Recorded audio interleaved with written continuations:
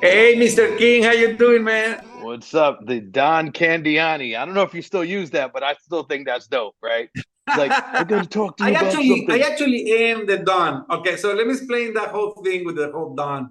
Because when my wife told me you should put Don Candiani, and I said no, Don Candiani is my father, Oh, and then he okay. goes, no, no, no, you are Don Candiani because it sounds cooler, Don Omar was had that whole Don thing, and I I'm go no, gonna tell Don you is an something actual thing for proper. it. It's just Don is an actual thing. It's kind of like saying Mister. It's kind of like saying Señor. It's like the Don, and it usually is given to the primogenito of your camada. Like for example, I am the oldest cousin of my whole family. I am the oldest Candiani of my whole cousins or all that kind of stuff. I am that kind of situation. So I am the Don. I am Don Candiani now, especially now that I'm older. but but yes, I actually am Don Candiani, which means El Señor Candiani. And Okay. I named the company Don Candiani, but yeah, man. I love that, man. I love that. So, to pick up on the conversation, what we're talking about today is doing sync music. And I just happened to put together a piece that is more of a sad, dramatic hip hop. And the thing about it is it's kind of ode to something very moody, very dramatic, 90s hip hop with a little upbeat flair in terms of how we did the hi-hats, it more of a trap style, but the drum tracks are kind of like boom bap, right? So I'm gonna go ahead and share my screen and play that, which is gonna be pretty dope. Now, I want you to go ahead and give me some feedback on that, and keep in mind, like part of our conversation was a lot of '90s hip hop was, when you talk about Wu Tang and Mobb Deep and all of that, it was a lot of minor keys and a lot of sad sounding stuff because Yes. we're talking about the struggle, right? The grind, the hustle, all of that. But let's go ahead and I'm going to share my screen. Let's get this popping. All right, so here we go. I'm doing this in the new version of Ableton Live. So I'm part of a beta on this. This is Ableton Live 12. Pretty dope, if I must say. So let's go ahead and listen to this track.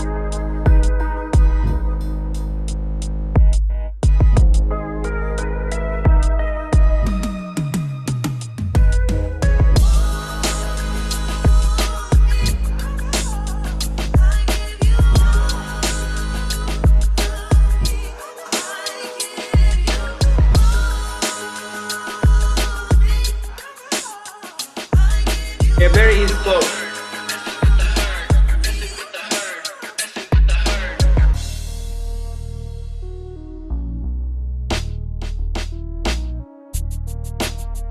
Let it breathe a little bit.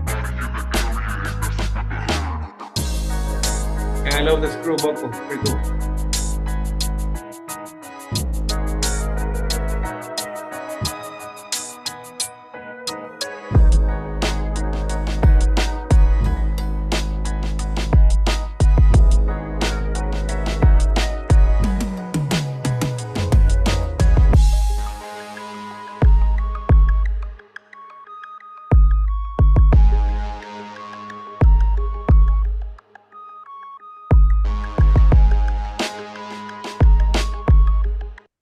All right, I'm gonna stop it there. So let's talk about that for a second, and just to kind of let the folks know, I am Supreme King, Supreme A King, multi-platinum music producer, DJ, songwriter, book author, and professor. I guess. I mean, I got a lot of accolades, but nothing more than the man that I'm on this Zoom meeting with, and I want to introduce to the world. And he really doesn't need any introduction. His name is Gabriel Candiani. He is the founder, owner, Chief Learning Officer of Production That's Music a lot of title. Masterclass. I know, but dad, husband, super great guy, friend of mine for 20 years. But I'll let you introduce yourself and tell everybody why they're here inside the studio with both of us today.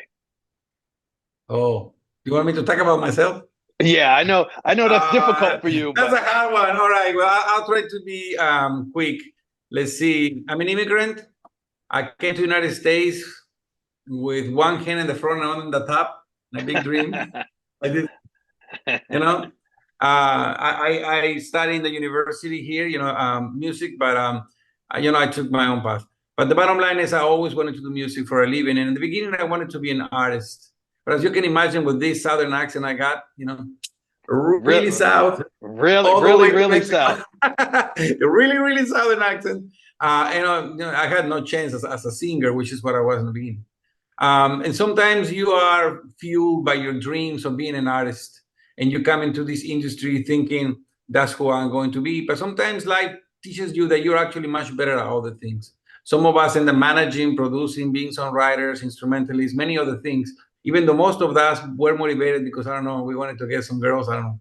We all motivated by different things. Hey, when I play the piano, man, all those girls are coming in. Yeah, I like that. So tell me about the struggle, yes. man. I understand that it's been quite a few decades since you came here, and if I'm not mistaken, you came to Miami first, right? No. Actually, I went to California first. Oh, California. Okay. Yeah, I was in California first. So when I came to the United States, I can barely speak English. And I'm from Monterrey, Mexico, and where I was, I won every competition as the top composer, arranger, whatever. By the time I was 15 years old, but when I came to the United States, I didn't mean anything. You come over here and you're just a guy with a mop and cleaning floors and going to university and trying to, I don't know, to even be noticed or to understand how things will really work. But most people who knows what they're doing, they don't teach, especially in those days. They don't, because they're too busy doing it. So there was very little information of what it really took to do this for a living at the time. It was more like you just guessed. You watch TV, you watch movies, and you thought you knew what this was about, but it wasn't. When I came to the United States, I did whatever I had to. I watch windows. I work in restaurants. I did whatever I had to do to buy my first keyboard. Now it was actually the ASR. No, the ASR 10, I think, or something like that. Hey, that was one of my favorites, man. The Ensoniq ASR 10. That thing was fire. I know I'm just Mexican, kind of whitish dude, whatever. And but hip hop was always something I truly loved. You gotta understand that for us who are international, you either like local music or you like international music. Mm-hmm. So it's not as divided like, people like hip hop, people like rock, people like it's more like you like American music or French or whatever, but usually American, or you like your local music. I was one of those guys who will only listen to American music all my life. So I only listened to hip hop, dance, rock, everything that was made in the US. That's all I consumed. That is all that I heard. That was my passion, my love, everything. So since the very beginning, when I started doing hip hop and everything, I use the same techniques and everybody. I sample, albums. I use the MPC, Akai, all that kind of stuff. But when I came here, I just wanted to try to figure out what to do. Yes, I'm sorry.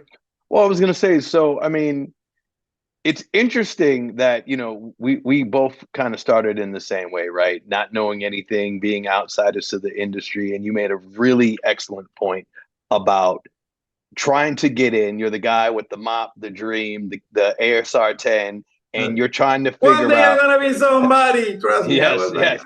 And you're trying to figure out how am I going to take this dream and turn it into a paycheck? And you've done that and more, right? And we're speaking to, all of the experience you had. Why don't you talk a little bit about your experience, who you produce, what you're doing, that kind of thing. Well, I started in the Latin market. I work with Juanes. I did stuff for Paulina Rubio and a lot of remixes and stuff like that. A lot of the big stars, because I work with Universal. That's where we met. Mm-hmm. And then I produced a bunch of people like that. And then in the American market, I did the first reggaeton big mixes for Ciara and the 1-2-step remixes for reggaeton. The first American reggaeton mix ever. I made it. It was Ciara, my wife Adasa, and who was it? The rapper, oh my gosh, she's humongous. I can't believe it's escaping my mind. Missy Elliott? Missy Elliott, the greatest. Yeah, okay. Right? It was Missy Elliott, Ciara, and Adasa, and we made this huge mix. And then I got into Universal, and basically I started working for Sony, for Universal, as a producer from the Latin side. Mm-hmm. That was the beginning. And I did some American stuff with Pitbull. And then we did a couple of songs with Pitbull and then Adasa too. And I just got myself in it. But then at one point, I received a call from an old friend saying that if I was interested in producing something for a music library, and I produced it. And it was such a great great received, and it made me so much money, honestly. Then I thought, wait a minute, I really should consider sync music. And this is like this is the 90s, dude. So I started with sync music when sync music was barely on its birth, on its diapers. I feel very lucky about that. But as far as, I guess, talking about my accomplishments, I place every 3 months over 3,000 pieces easily. Wait, what? I'm gonna need you to repeat that again. Every Yes, 3 months you, how yes, it's many? not an exaggeration. I don't That is make it that outstanding. public. I don't make it That is, public. Like, I usually in my site, you're gonna say over 6,000 songs placed. It's way more than that. It's just, if I really say it, they're gonna think I'm full of it. So then I'd rather play it down. But since we're talking right now here, no, it is that, because I have about 300 and something pages of placements every 3 months. Every 3 months. And it's like this, full pages like that. now let's So talk about that for a it's a second. lot of them. Placements, right? For a lot of folks who are, producing music at home in their bedrooms, or may have studios, or even guys like me who have, a couple of platinum hits and experience. Tell me about syncs and placements and those things. What are the things that make that whole entire arena a business and make it possible for someone like you to have that many placements? What is that Well, like? you can have different approaches to sync, to film music. You can have the approach of going through music supervisors and stuff like that, or you can take the library way. I prefer the library. I will tell you why, but I still work with music supervisors when the opportunity presents itself. And when you work with a music supervisor, he will kind of give you a brief. You know what he's looking for, and then you do the best that you can to fulfill that brief. And then a whole bunch of the people, if he's a good one, he will know a whole bunch of people who are just all amazing. Basically, you are there in the NBA, and everybody can dunk the ball, and Everybody can. everybody is 7 feet tall. So then what it is you submit your piece, and then you pray to God that yours will be the one that is chosen. And you're like, oh, please. But basically, I find out that yes, you do placements, and when you place, you get paid very well for it. But I found myself with a lot of work that will go on nowhere. It's just because it's a lot more complicated than having the best piece. There's a lot of politics involved. There are lots of different interests. There's a lot of different people with different interests and different connections. So it's not just your music that has to be good. It's your connections. Who is supporting your song? Who's pushing it to the client? I mean, you can be with a team that you think is awesome. It turns out that other music supervisor goes out to drink with the client, and your song is not even heard because they went into a big party and they go say, "Hey man, I like you. Let me just put your song in," and there you go. Yeah. So there's just so much to place in the music that it's all about relationships, not just about the music. I enjoyed it, but you submit a lot and then you play some. Now you can think, oh man, it's because you're not good enough. Maybe that's what it is. But no, because after a long time, I noticed the same piece that this client would not take, I will put it in a library. It will make me a ton of money. You get placed all the time. Oh, wow. So then I noticed that basically there were two philosophies. One philosophy is this: is imagine that I have I sell cakes, all right, and I got my little place in the middle of New York, and I got these cakes that are delicious, and then people comes and I sell them one cake, and then I sell one cake, and I sell them very expensive because they are I don't know, couture or whatever. They're just amazing cakes, and I sell them for a lot of money. But I sell one cake here, one cake there, one cake there, and that's basically what you do. I went for the Walmart way. So what I mean with that is, instead of selling one cake here, one cake there, I hooked up with a large company like Warner Chappell, and I put almost 3,000 songs in there. Oh wow, I mean, it's that's taking amazing. me. That is amazing. First, let me tell you, to get the A&R to say yes, no easy thing. So I had to, scratch in the beginning, song by song, and then little by little, I became part of what is called now the producer series and Warner Chappell. And then I started doing full albums, and then I would do series, and then I started opening my own like sections. Like I did a whole lot of Latino in the very beginning. I have a lot of the footprint, of the Latino music. So and then after that I went to Afrobeat, and I just always opening new markets. And then I noticed, wait a minute, I prefer music library way for these reasons. Number one is because when I place a song, it's like putting it in a shelf. It stays there forever. It never goes bad. And anytime, at any point, somebody goes, let me see what that is, and boom, they use it again, and I get paid again. When you do the music supervisor, it's more like it's like selling fresh vegetables. You know what I'm saying? They're right there, and those bananas are awesome right now. But if those bananas don't sell, within in a few weeks, about those 5 suckers days, are they're stinking gonna and be full of black. flies, and you can't place them no more. Yeah, in 5 days they're So gonna it's be different bagged, philosophy. tossed out. So Well, if I place a lot, it's not just because I know what I'm doing, which I do, but it's because the sales team in Warner Shopify, which is my favorite company to work with, they are just so great at placing. I make sure that I make product that they will accept. I make sure that it gets distributed, and then it's up to the client. The clients go through the process of keywords and whatever. They listen to my song. They listen to other songs. If they choose my song, then my song gets placed, and I get paid through the PRO. Now, I've been over to the Warner Chapel site for production music, and let me tell you, man, it's a lot of awesome stuff there. And one of the things that I really enjoy about you as a producer and just as an artist in general is that you have the ability to work in a lot of different genres, right? If you put your name in and you search, your name is in all sorts of music, from hip hop, rock to country western to techno to whatever it is, it's out there and your name is on it. Tell me something about that.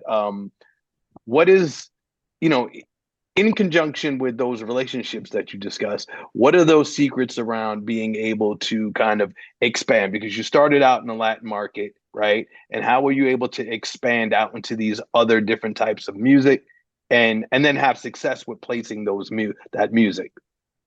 Well, failure is a secret to success. Okay. Failure is a secret to success, without a doubt. So when I came to the United States, I wanted to find a way to pay all my bills just doing music. I didn't want to have no day job. This is what I wanted to do. I mean, I have gone to college. I could have become, I don't know, a lawyer or something else, but I couldn't. That's who I was 100%. Well, I understand that. In the very beginning, because I was what we call in Mexico malinchista. Malinchista means that you just like American music way over anything in Mexico. Okay. It was my truth. So when I started with techno stuff and hip hop stuff, which were my passion. And I actually got good at it, but I didn't have any opportunities. Look at me. I didn't exactly was going to go rapping. So then that didn't work out. And I knew how to make the beats, but I didn't have contracts to do in Spanish. So suddenly I figured out that I was much better at the instrumentation than I ever be in the artist who vocalized it. And then I feel like I failed at it. I made this one album called To Go, and with a small label at that time, was called Nonstop Music, and it was a small label. They signed me up, and I became friends with Brian Huffins and Randy, and the one was the president, the one was the vice president of this small company at the time. They signed this album. I thought I failed, and when it was done, then I thought, well, I need to learn something else. Then I started learning more about rock. Okay. And then at one point, I actually was good at rock, but I didn't find any opportunities. But I knew how to do it. And like that, I went failing about every dang thing. And let me tell you something. The last thing I got into actually was Latin. So when I thought, oh, okay, fine, everybody sees me as the Mexican, so I'm going to have to learn to do this stuff. Then I learned, it was in my blood, so it was not difficult, I went to many dances. I started doing cumbias, then norteñas, then I went Colombian, then I went Peruvian, and then I started going Puerto Rican, Cuban, and I started understanding all the difference between the salsa and merengue and bachata and all the different Latin styles, whatever. But honestly, I wasn't making it at any of them. Any of them. I was still having to get my day job and sweat it like it was never going to happen. But you just keep that faith. You just, no matter how tough life is, you ride on, man. You just keep moving. You just keep moving, knowing that, every pig's got its day. And I thought, this is going to get it someday. So as we were going through life, Alasa, my wife, got signed with a song that we produced with Pitbull called Kama Sutra. And then that song became pretty big. Alasa got signed to the label, and we were doing that for a while. We traveled all over the world. We did our thing. I was in the artist part. And at one point, my wife told me, you know what, Gabriel, I really want to have a family. I want to stop touring. I'm like, oh, boy, we're in trouble now, because all of our money came from the touring. And honestly, we prayed to God, and we said, well, we're in your hands. We'll see what happens. I received a call from a secretary, and it says, hey, Gabriel, we have some papers that we need you to sign. We've been looking for you for a long time. I'm happy that we finally found you. And I go, sure, just send it to me. I knew it was from Nonstop. And I said, okay, just send it to me. I signed the contract. And I said, hey, by the way, is Brian Huffins there? And she goes, oh, yeah, he's here. Can I speak to him? And then I talked to him. he was my mentor before, and I really wanted to reconnect with him. By the way, it's very important to have mentors in life. So I say, hey, is Brian there? And then they say, yeah, of course he's there. And I talked to him and I say, hey, Brian, how you doing? Blah, blah, blah, blah. And I said, hey, I was just wondering if you could have some work for me. And I said, well, he calls me Buddy. He goes, Buddy, so what kind of music would you like to do? Or what are you doing? Show me some stuff. And I showed him some of the stuff that I've been producing for Warner and for Sony and stuff like that. And he thought of me as a Latino in the beginning, and I go, all right, man, I think I like this reggaeton thing you're doing. Reggaeton. It was when reggaeton was better. It was before Gasolina. Yeah. So we made this reggaeton project. I gave it to him and became the theme for a show in those days called Caliente. And it did really good. So I started getting a little more work with him. And then one day I told him, dude, do you think you can keep me busy? And he told me, Gabriel, don't you know who I am? And I go, no, Brian. He goes, no, dude, I'm the vice president of Warner Chappell now. I'm like, whoa, wait a minute. Wow. And then he told me, I'll tell you what, I told me, I can help you, but you need to, I can't help you just because you're my friend, you need to bring it. Yeah. And then I said, well, dude, I don't have an accent on the instruments. All right. I know when I speak, I have an accent, but when I produce, it's just like anybody. And I said, well, here's some products. Show me you can compete with them. And if you can compete, I'll give you a break. So what I'm hearing is, and the theme that I keep hearing is that, one, always be a constant student of the game, right? There's always more to learn. And I think your journey tells that really well, right? Always learning, always growing, because the student is the teacher and the teacher is also the student at some point. The other thing is failing fast and failing forward, right? Taking those mistakes, lessons learned, and moving forward. And that's pretty awesome. The fact that you've maintained that relationship, relationships, everything, man. Yeah. Honestly, if there's anything to be learned about what I'm saying is that, never step on the foot attached to the back. One day you're gonna need to kiss, man. Let me tell you. You really have to understand that relationships is the number one asset you will ever have in your career. That is number one. Number two is actually knowing what you're doing, but because of all the failures, I learned a lot of styles. So when the door opened and the opportunity was there, I was ready for it. Because I had to now. It's like, he got me and put me in the NBA. Now I better bring it, because just because he puts me in the court, it doesn't mean I'm going to dunk it. You still got to work the hardwood, man. You still got to dribble that ball and make those shots. So let me tell you, let me ask you this. So with all of this and going full circle from being, a fan of the music to becoming an artisan, a musician, learning how to play, learning different styles, building up those relationships, right? Producing records for a bunch of different people, placing music.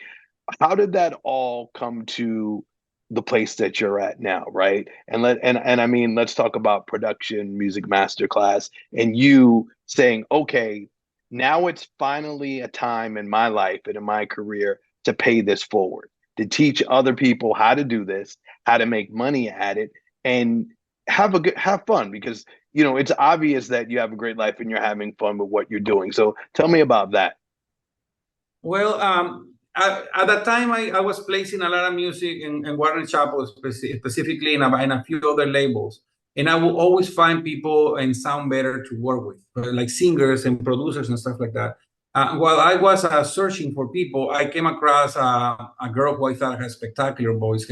Her name is Chris Bradley. She is produced like a boss. For all of you guys who are in this industry, you will know who she is. She's awesome.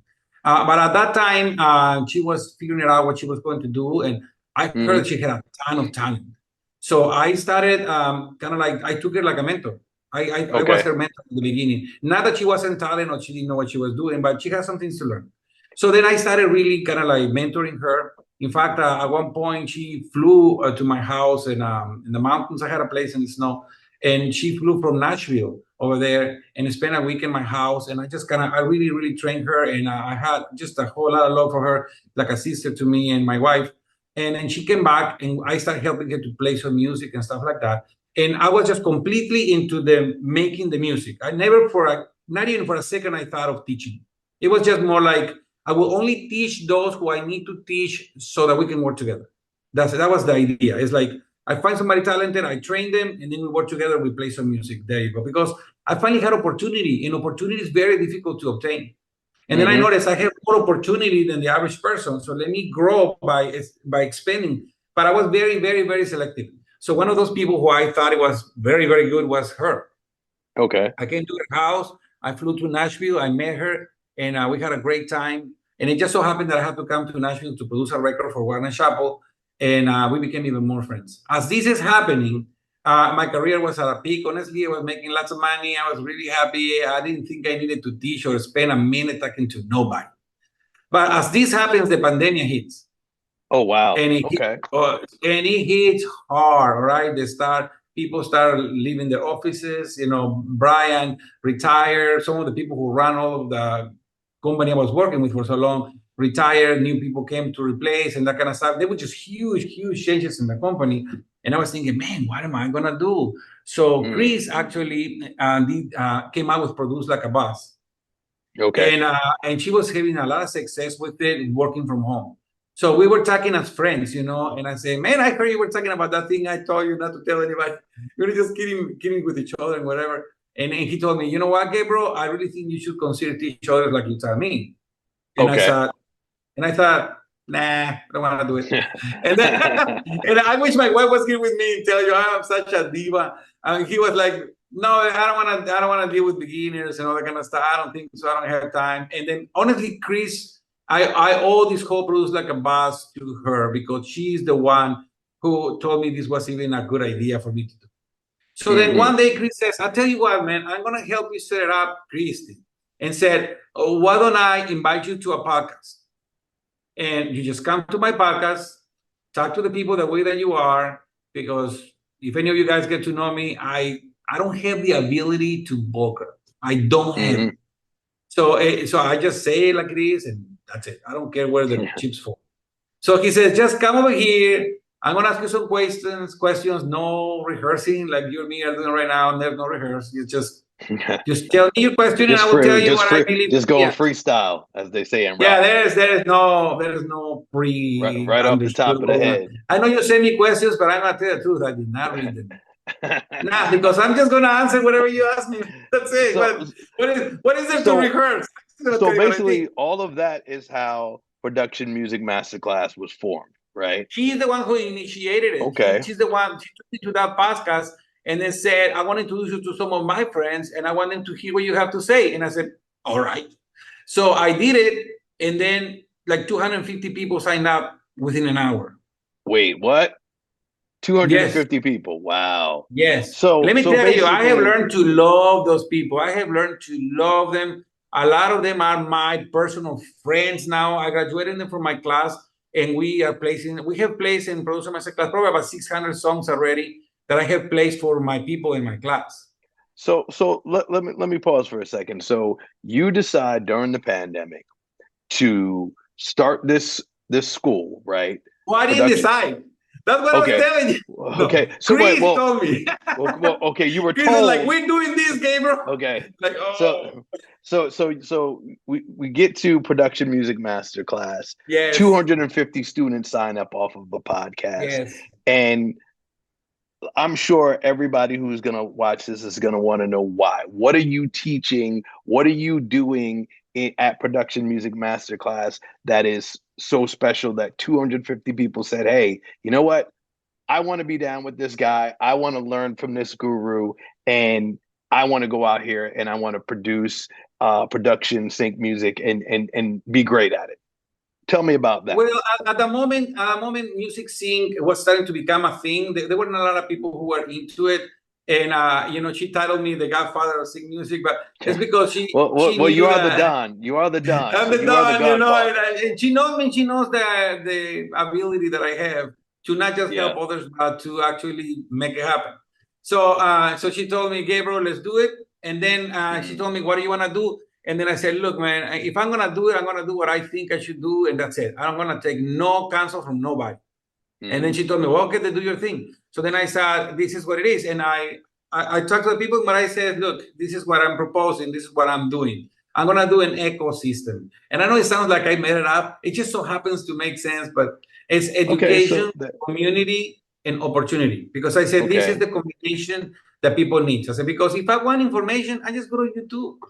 Yeah. Okay, there is absolutely nothing I can ask. I can ask YouTube, what is the beginning of the universe? And I'll have an answer. And right? YouTube will serve you up an answer. Yes, May not be a Google good and answer, YouTube, but yes. Between YouTube and Google, they got all the information down. All right, so I just thought it's a very important part of it that somebody that knows what he's doing will organize that information in a way that is practical. Because that's another thing. There is an overload of information, so you can easily get the wrong all of it is out there. And what do I use? What do I grab? And you're right, you can go down a lot of wrong rabbit holes when you're doing there's too many people who teach who don't actually do it for a living. So Mm. sometimes their ideas are like, they play, I don't know, 10, 15 songs or something, and they think they understand it. And I don't mean to be mean or despota or whatever. Maybe I sound like it is what it is. So yeah, that's what it is. They understand how to sell the idea of making sync music, but there are some things that they're saying that were incorrect. And I was not afraid of saying. Okay. So I said, yes, you need education, but you need the right education by somebody who pays his bills placing music. Not teaching, but placing. And I want you to repeat that again. You do what? You pay your bills by placing I pay music. all of it. I pay my house, my cars. I pay everything with the residuals of the music I place. You were talking about out there in the world, there's a lot of different information. Information is free. YouTube is the biggest learning channel on the planet. But if you go out there and you don't know, if you don't know and someone doesn't guide you, you can be misdirected. And your goal was to let everybody know, hey, I make my whole lifestyle is paid for by what I do in this with by back end. Yeah. And not even just if I sustain my whole self, I can retire on the money that I make as royalties. Mm-hmm. So then I go, all right. So then I kind of start saying some things that were hard to how everybody was teaching at the moment. Mm-hmm. But trust me, I will back that up anytime because I know that's a fact. I am 58 years old. I've been making my living doing this for a long time now. And trust me, what I say is absolutely how it is. So I started by saying education should be free. What is not free is to take the experience of somebody who can narrow down all that experience and tell it to you quickly in a simple way, not in a way to try to make you dizzy with so much information. No, I call it get to the point, Gabriel. That's what I call it get to the point, Gabriel. It's like, what's your point? And then just go, boom, within 1 minute. I mean, you've seen my course, and I divided in like 1 minute sections and stuff. It's like, here's the point. Here's this point. Here's this point. So I just thought we need to make it, get all the information, get what is relevant. Yeah.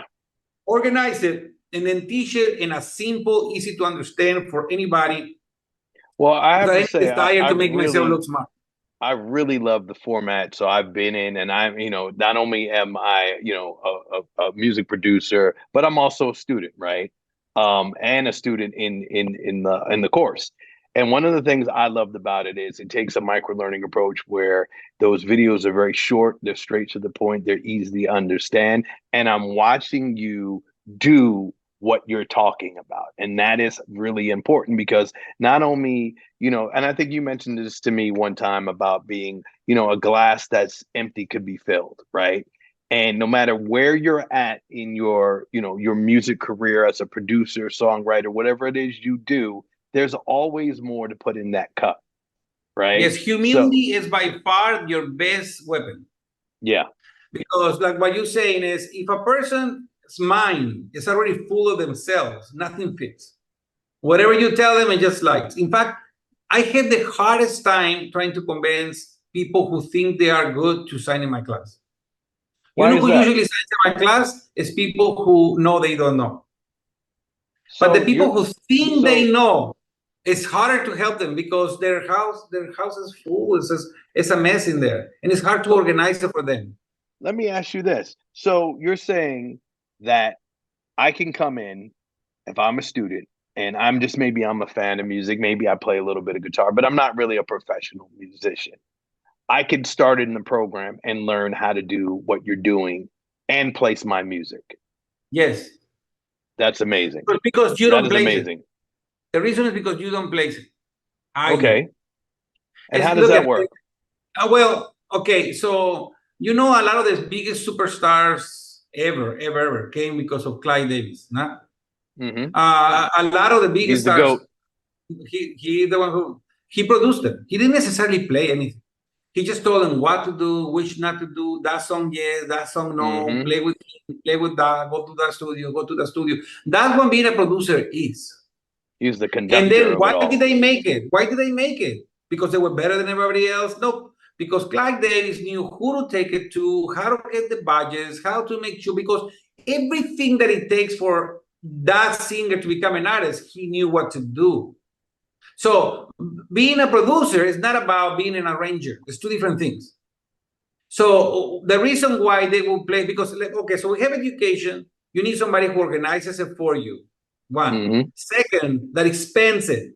So, for example, if you're a great hip hop guy, you can't just do hip hop. You need to learn to do indie, rock, metal. You need to understand the mathematics of music, so the whole music becomes one thing with a different sound selection.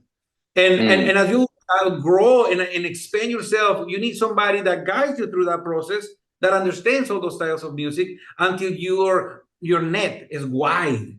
You know what I'm saying? When you throw that net, it's not like a tiny. Okay, so there's two ways to be a producer. You can be fishing, like you have a rod, and you hope to get a big fish, you know, or you can be throwing that net and just grabbing a whole bunch of them, throwing that net, growing a whole bunch of I think fishes. the guy with the net, he's gonna do better for that Yes, day. you're gonna feed yourself a lot easier, and that is the approach. And I'm not saying that you can just fish too. Nothing stops you from fishing.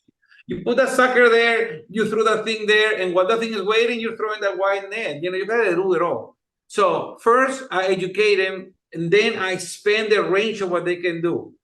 Then once that's done, then I move to community. Hook them up with different people in my community that are great singers or great lyricists or whatever. And I recommend, I said, look, for your style, you should talk to this person. For your style, you should talk to this person. And so the community. But within the community, I am part of that community. Yeah. So there's a lot of benefits of me being in that community. One of them is opportunity. Because I have my own label, I have distribution, because it just so happens that the president of that time, which is Mr. Thornton, gave me the opportunity through Sky Urbano to distribute with his label. And he is a boutique label that is very picky. You got to be badass to be in it. Honestly, his top of the world kind of producers. He gave me the opportunity to have my own label there.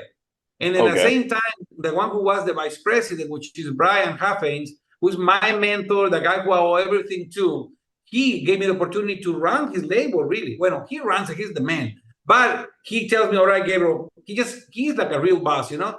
I find the music, I work on the art, whatever, I present it to him, and he's an expert. He goes, yes, no, yes, no, yes, boom, boom, boom, boom. But my recommendations are heavily weighted. So me being part of the community, very big deal, because I can present that to any of them and say, hey, guys, this, and they will listen. Because usually, I'm telling you, almost all of you guys who are not placing, it's because you make your music, you send it to the A&R or to the music, whatever. All right, and now let's see if you get their attention. But when you are in my community, you're in my house, you take priority. So then you send it to me and I go, not only yes or no, but if it's a no, I tell you how to fix it. I said, look, you're up to something or you're up to nothing, change your thing. Or I say, yes, you're up, but by the way, I'm hardcore, okay? I say it like it is. If you're up to nothing, I will tell you. I think that's important because a lot of this, you know, there's the people who do this that are, this is going to be a hobby, right? But then there's the people that are saying, hey, I want a real opportunity to make a living or even make a, you know, a nice side hustle or whatever it is. They get it within the first month. Yeah. Okay. The first month. You and me know each other for a very long time. Most of you guys don't know. He called, hey, man, what's going on? I've seen you doing this and then whatever. And we are already working on 3 albums to place for you. And just like that. Amazing. Because that's amazing. And I give the same dare to any of you who are watching this. You reach out and you will see. All you have to do is know what you're doing. So if you already know what you're doing and you tell me, Gabriel, I don't need education, you still need the community. And you still need the opportunity. And if you tell me, it's a three-part. It's a three. And if you system. say, I don't need the education and I don't need the community because I'm a lone wolf, I don't talk to nobody, I'm just me. All right, fine, you still need the opportunity. So for you to have the opportunity, you need to learn to deliver, you need to learn to pitch. There are certain things that you still have to learn. And if you think you have nothing to learn, you shouldn't take this class because you know what? This is definitely, your mind is closed. This is definitely not for you. And I can tell you again, with all of the things that I've accomplished in the 30 years that I've been in the music industry, I came into this, you know, fresh-faced student, day one. Hey, I don't know anything, show me. And literally every single video that I've watched, I picked up something new, whether it was how to, you know, put an arrangement, how to look at my metadata the proper way, how to think of mood. I think one of the biggest things, and you said it in one of the videos, was when you're doing sync music and you're building this as from the mindset of a producer or arranger and composer, you're not the client. If you're making music for yourself and you're an artist, you're the client. That's great because you can make any music you want. And if I want to make hip hop polka with a little, you know, Latin flair on, you know, on the hi-hats, right? That's cool. And then I got to go out and I got to find somebody that's interested in that. But when we're doing this type of music, it's, well, the client wants an upbeat hip hop, positive vibe, you know, type of track, and it needs to be, you know, I need to have a 15-second with the tail. I need to have a 30-second, a 60-second full track. I need to know how to put that metadata in there properly. I have to have my artwork. I have to have all of these things in order to just be able to hand it over and say, hey, this is what I have. Can we get this placed? And I think if you're a producer, no matter what level you're at, if you don't take out the time to understand that, then you're going to still be beating your head up against a brick wall. And we know you beat your head up against a brick wall long enough, you're going to get a headache because the brick wall is always going to win. Look at, you know, this is this simple.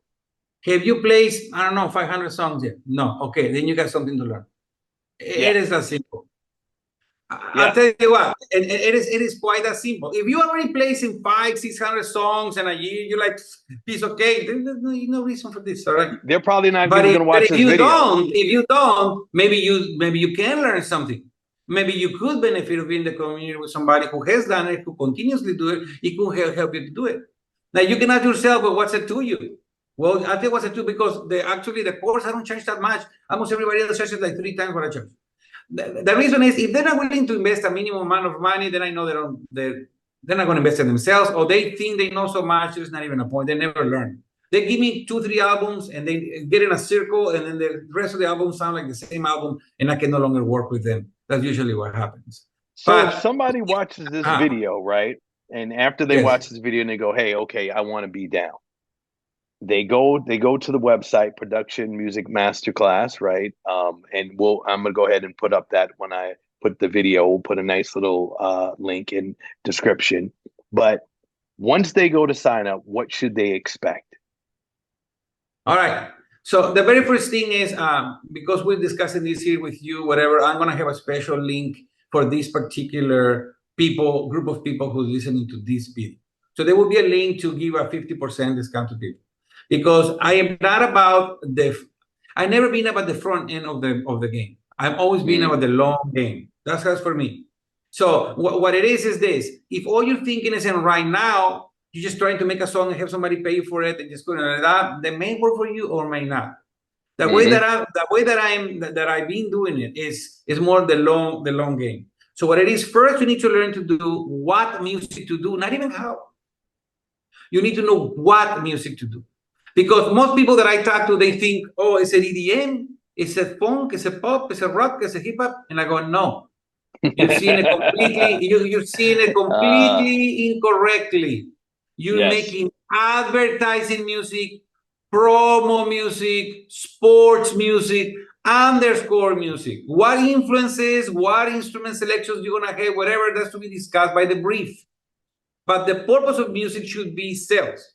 The purpose of your music should be that. You explain that about the client thing.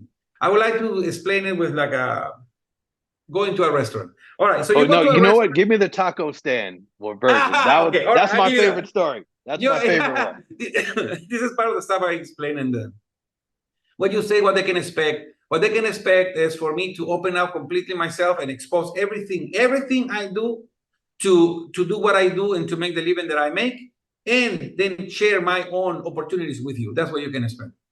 So you're gonna end up having to compete with me. So you need to bring your game. Because I can put you in the NBA, but like I said, you still gotta make that ball in, man. I can do the job for you. I can just put you in it. But if you think all I want to do is be in the game, I can do that for you. So you can expect that. So all right. So what I say is this: when you're an artist, you are your own client. The only person that you have to satisfy is you. That's it. It's you making love to you, what you want. That's being an artist. Now, there might be that what you like, what you love about you, everybody else loves too. Good. You're awesome. Great. But that is 1 in a million. There's just a few people who get to do whatever they want and they get paid for it. For the rest of us who see this as a profession, and we don't want luck. We don't want to just throw an arrow to the sky and hope it lands on something I can eat. You know, like, I'm going to go like this because I feel like shooting like that. And let's hope you're not going to be too effective as a hunter if you just start shooting arrows. You got to point out to the thing you want to get. You can just throw to the air. So the way that you point at it is by understanding that the first part of the process of creative when you're a professional is to write the metadata for your composition. So before I do any composition, I understand that we live in an AI world, really, where everything is decided by AI, by keywords and metadata. That's how everything is decided. So the metadata is how it's going to be found, right? That's the information, the keywords. It's going to be sold, but I work my process backwards. So you see, when let's say you're going to Warner Chappell, and then you go to the search, and you're going to put, I want a happy, fun, uplifting, EDM, blah, blah, blah. I put my keywords. Those keywords, through the metadata process that was in the site, is going to connect you with certain music, because there's hundreds of thousands of songs in large companies, and you're going to go, how are they ever going to see my music? Metadata. Because if I fun, happy, blah, blah, blah, blah, blah, blah, blah, blah, then when you put it, then all these songs come up. And then the client goes, well, out of these ones, I like this one. And then you need to understand that the first 15 seconds will decide whether or not you place that song. There's just so many tricks of how your song gets chosen that I share in the site.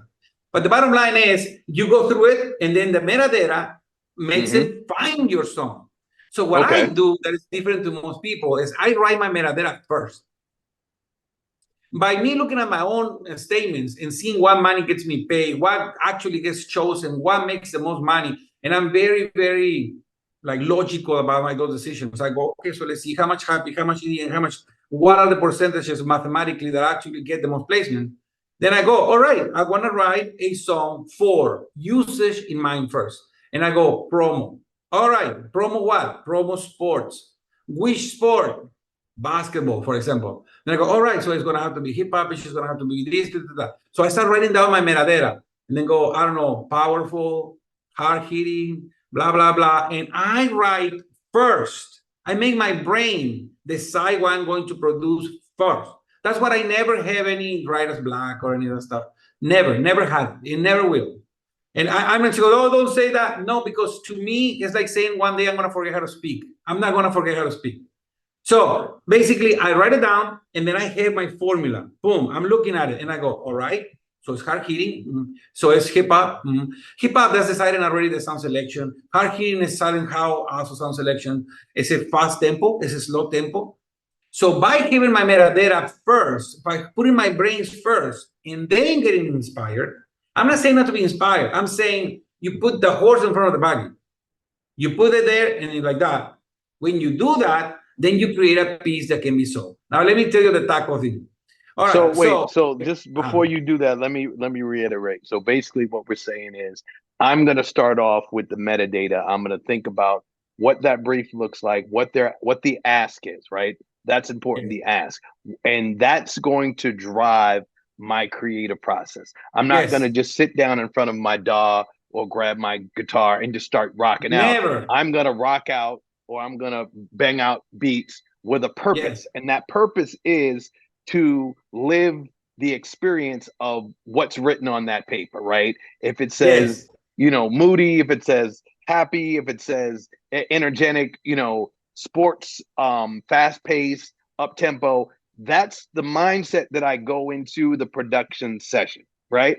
Yes. Okay. And if I don't have a brief, let's just say nobody wants me, all right? I don't have a brief, then I make my own brief. Yeah. I go to a commercial from Walmart or whatever, and then I write a metadata for that commercial, and now I have my client. All right, so let's understand the relationship between a client and a customer. And I will use a restaurant as an idea.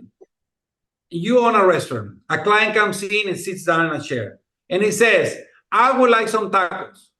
And then you go, but we got enchiladas. And our enchiladas are so good. They are awesome. They're delicious. And then your client goes, yes, but I asked you for a taco. Can you bring me a taco? And you go, but our tacos are all right, but we specialize in caldo, and enchiladas, and tostadas. Why don't you order some of the stuff that we have over here? But I told you I wanted a taco. Wow. This is what most people do when they do their music. They try to push themselves into the client instead of listening to the client and giving the client what he wants, period. And then the other thing is he goes, and I want it to be beef. And you go, no, because I got these tacos made out of caviar, which is the most expensive thing you go do. Just give him his beef taco, whatever he wants, and you will be fine. So the very first thing we need to do as musicians is to be quiet, listen to your client, give him what he's asking for creatively. Because you know what? Tacos don't taste the same everywhere. They sure don't. You can get a beef taco from one place and a beef taco from another place, and one will be delicious and the other will be kind of crappy, kind of cheap. So just because you are giving him what he wants doesn't mean you're not going to give him quality. I'll tell you what. He says, hey, I would like a taco. What kind of taco would you like? Beef. And then you give him the most delicious beef taco he has ever tasted in his life. Yeah. That's what your job is. Your job is to give him what he wants, unexpectedly amazing. That's what your job is. Your job is not to tell your client what he wants. Your job is to give him what he wants with all your creativity and with all your talent. So to wrap it up, if I go to the site, I check you out, Production Music Masterclass, and I want to get down, what is the secret sauce? What makes this so much different? And I know you spoke about the ecosystem, right? So we got education, we got community, we got opportunity. Why do I want to go and why do I want to buy now? Like, I want to do this for a living, but why should I choose you over anybody else who's out there? Okay, one, because my course lasts you from January all the way to the next January. So it's 1 year. Okay. It's a whole year. It's a class. It's a master class. Okay, so the sooner you come in it, the more opportunities you're gonna have. But the bottom line is, you jump in on it, and as soon as you come in, I will take you from whatever skill you're in. So if you're a guy who just knows how to use one finger, has got good ideas, I will. I have a section in my classes that teaches you how to produce music by editing loops properly, blah, blah, blah. With this finger, I can produce. I don't need more. I don't need any more understanding. The finger that makes hits. That's it. One finger. If that's who you are. If who you are is a heavy metal guy, I can help you. If who you are is a hip hop guy, I can help you because I can direct what you have and focus it in the area of sync, in the way the sync works and the music that is getting used. And how do I know that? Because that's all I do. So why should you come with us? One, you will have the education directly from somebody who does it for a living. So you will have all the years of experience that I have in doing this. Two, you will be in my community and in the community of other people like-minded like you, where you can collaborate, you can go exchange things and grow together, have good friendships, have good relationships that help you. You never know how good they're going to be. Some of my guys are so good. If I'm a guitar player and I'm looking for somebody that's really good at hip hop beats, I can go into the community and say, hey, I'm working on this piece. Who wants to jump in and do the hip hop drum track?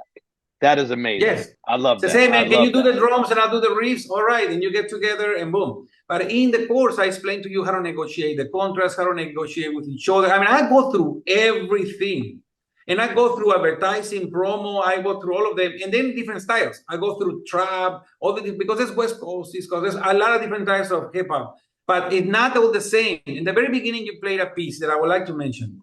That it is very dramatic, which will make you little money. And I will explain to you why. I know that you're still working on it. You're still tweaking it.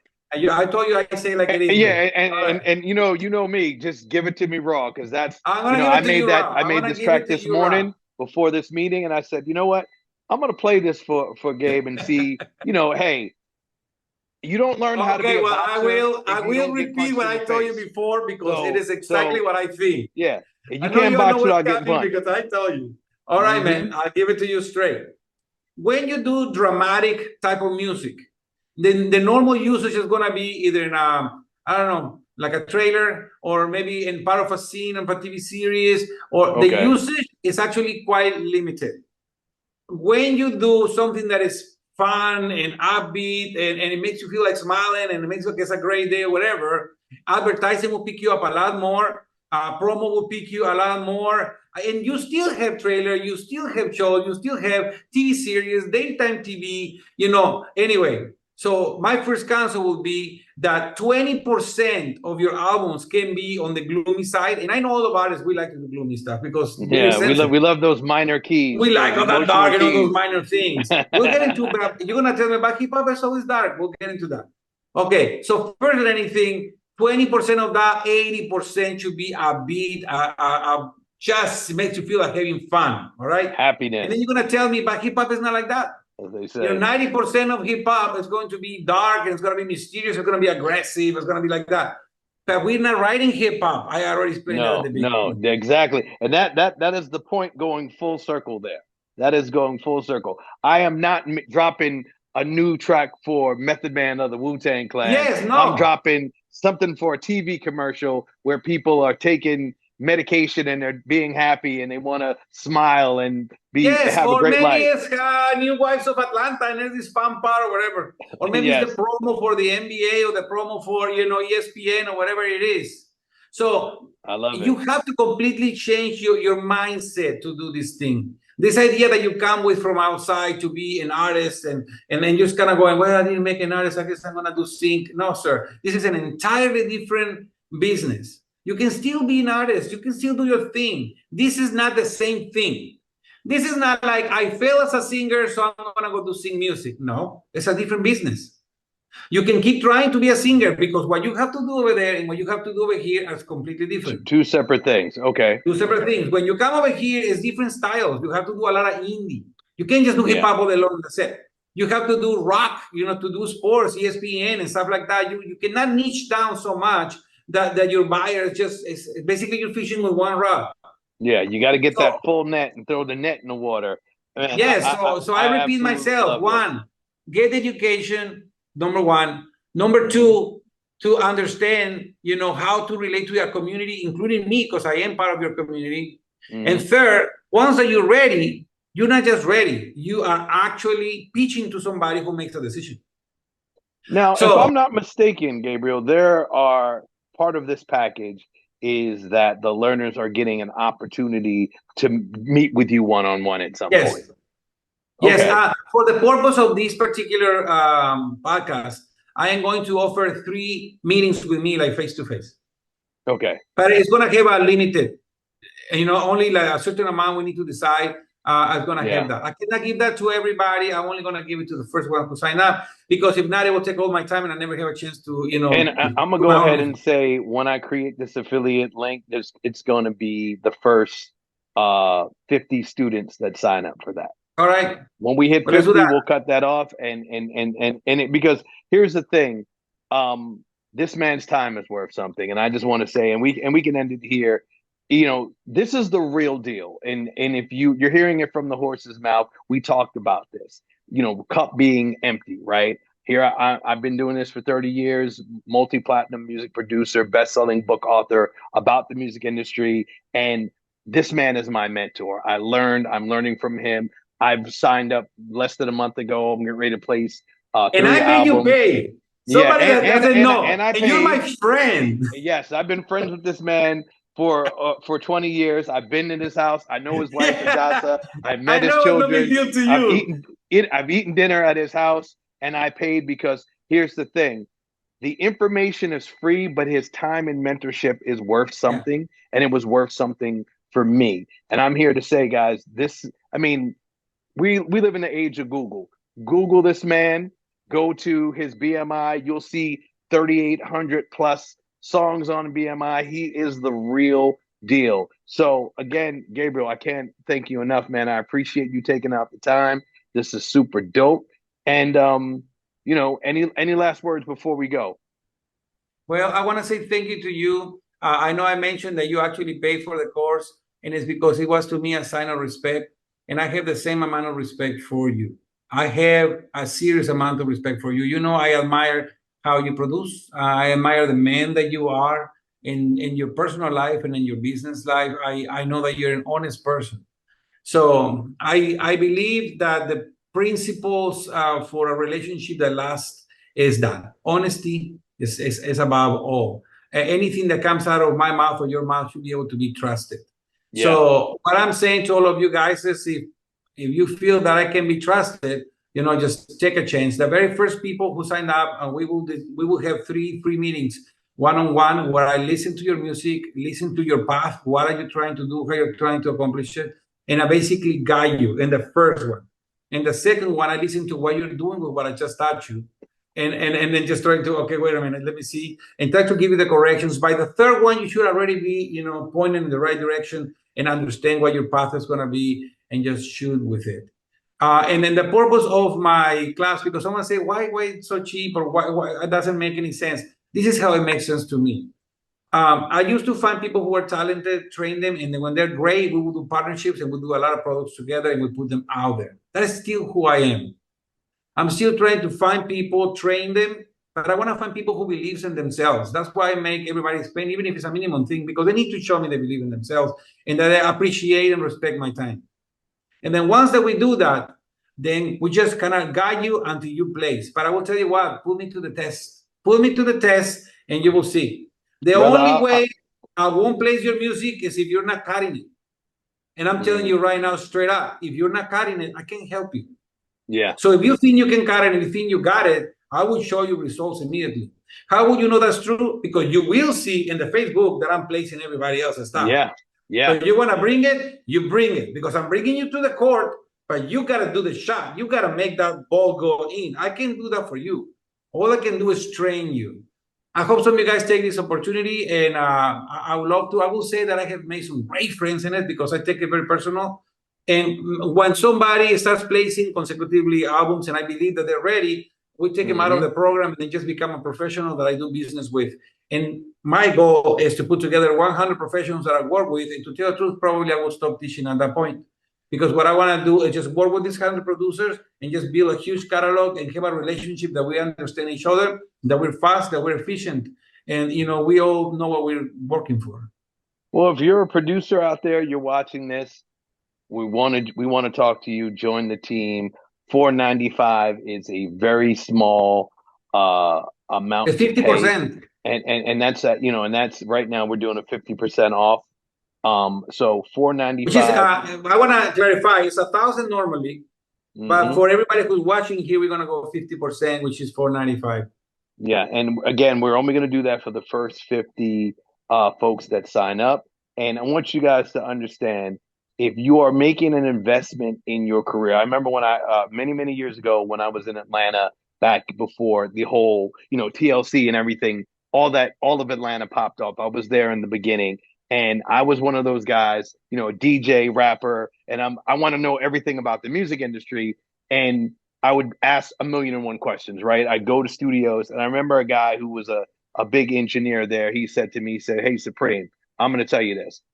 You ask a lot of questions. It's kind of annoying, but I appreciate and respect you because you're not going to stop until you get the information that you need." And remember, then it wasn't out there, right? And I thought about it. Well, this guy's mentorship was important to me. So I started asking him, I said, "Hey, do you need me to do something around the studio?" So he just so happens he was building something, and I'm good at building things. And I said, "Hey, man, I'll go to the hardware store with you. I'll help you do this and teach me." And he sat down. The first lesson he said to me, he said, is if you want to be in the music industry, you got to make it your business to learn music and learn the processes. And that stuck with me for over 30 years. And I'm here to say, guys, if you are interested in doing this, you have to make the investment in yourself. And that's where it starts, by signing up for this course. So thank you guys, and we'll see you soon. Peace. Bye.